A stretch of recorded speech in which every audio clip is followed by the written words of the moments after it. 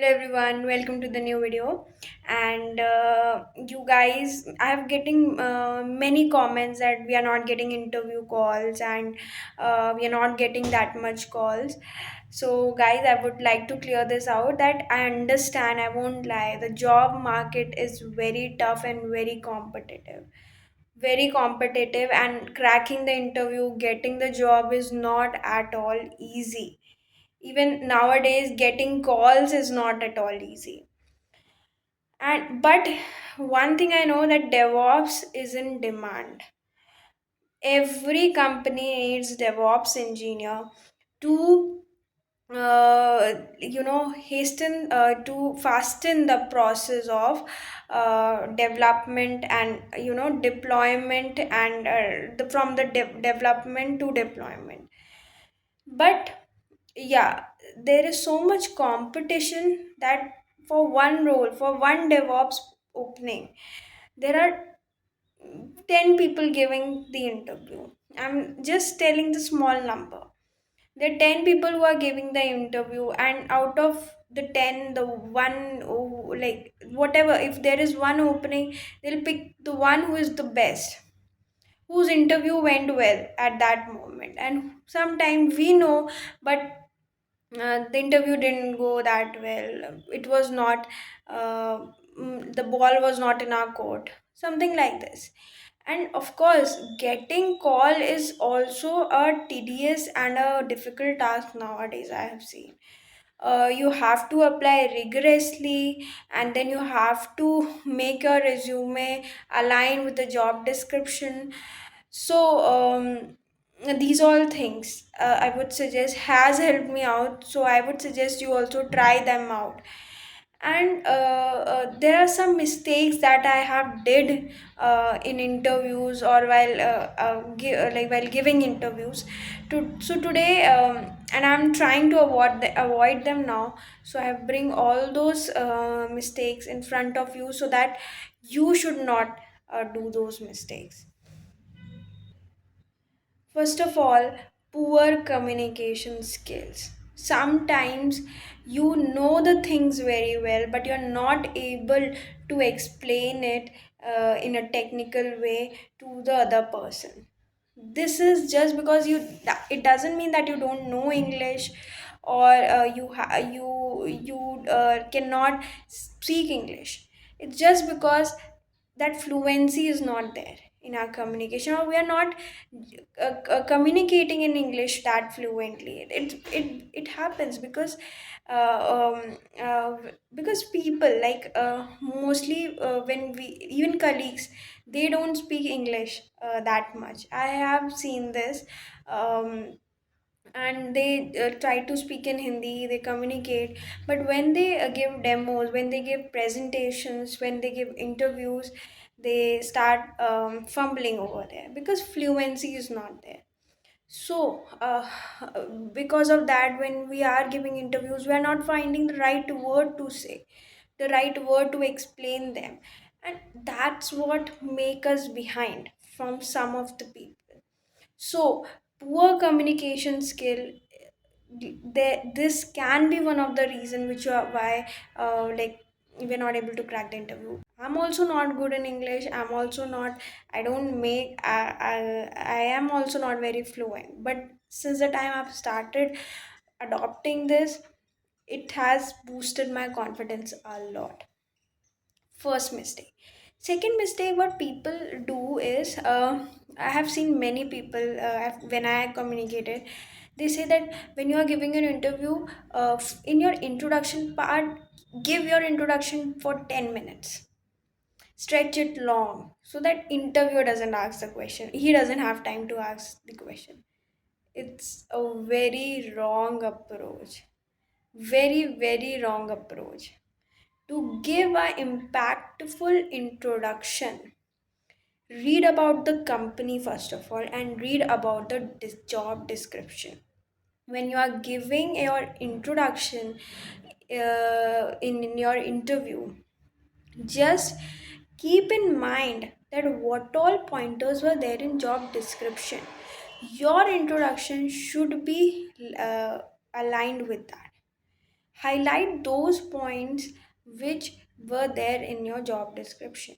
You tell about those points which you know, you tell about all the skills and everything, but try to highlight those points which will give an impact to your introduction.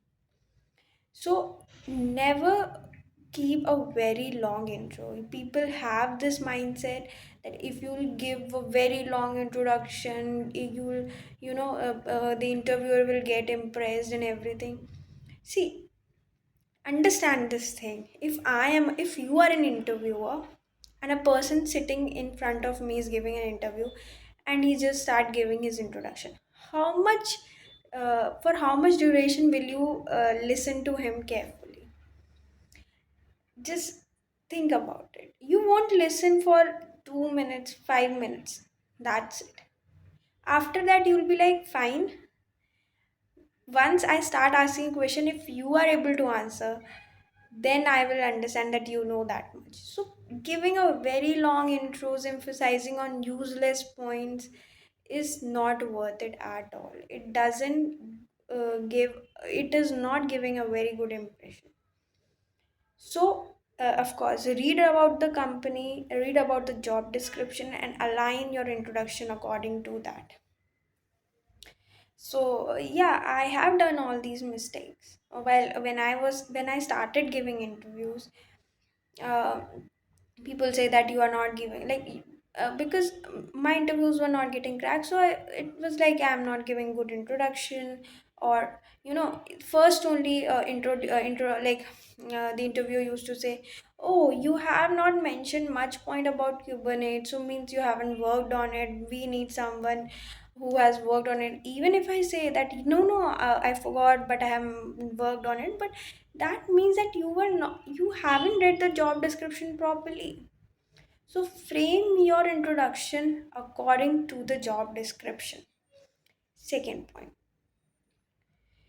Third point, ignoring the technologies. People just say that this script can be written in bash, but it's not like that. It can be written in PowerShell, it can be written in Python. You should be open to the technologies, and you should be open for the emerging technologies also, that this thing can be done in this way only, like this thing can be done in this way also, in different ways. So you should have an approach. You should, even if when you're answering, you should give, when you think that this thing, one thing can be done in different ways, different approaches, you should be open to it. Fourth point is that sometimes the question you might, get a question, which about which you don't know that much, or you haven't heard anything, or you don't know any, you don't have any idea. So never hesitate to ask the interviewer about some minutes. Ask about that, I need few minutes to think about the answer. I'm not able to recall that much, but I need few minutes. Please give me some time. If you think that something you are remembering around it, frame your answer and try to give. Okay, that shows that you are trying, and in hurry you should not say wrong things, because afterwards when we sit and realize, oh, I spoke it, like it was not correct, I spoke it, that should not be there. you know Take some time, take few minutes, and in few minutes, if you are not able to recall anything or reframe it, just say, I don't know, I will search about it and explore this surely. Just end with this note. And the fifth and the last thing is lack of confidence, lack of passion, lack of enthusiasm. If you're too dull, if you're too scared in your interview, just try to be comfortable. Because I think, in most of the interview that I have given, interviewers, they, before interview, when it starts, of course, everybody is scared, everybody is nervous. I am also very nervous. But when interview starts, like most of the interviewers, they are very nice. They try to be make you so they understand that other person will be very nervous. They try to make things very normal. They'll help you out, they'll give you hints. They it will look like that they want you to answer that question. They will push you, they'll try to make you think. But if you are lacking enthusiasm, if you are lacking confidence, if you are lacking passion, because sometimes see, a person, they will not be that uh, they will not have that feeling to take you in your team, because you have to give demos, you have to give presentations to the client at the end. If you're not that, if you're lacking confidence, if you're lacking enthusiasm and passion, even though interviewer is supportive and all, it won't help, right? Because at the end, if they take you in your team and you are again not able to uh, tell things properly because you are lacking confidence, you know things but you're lacking confidence, passion, enthusiasm, then that won't be a good sign, right?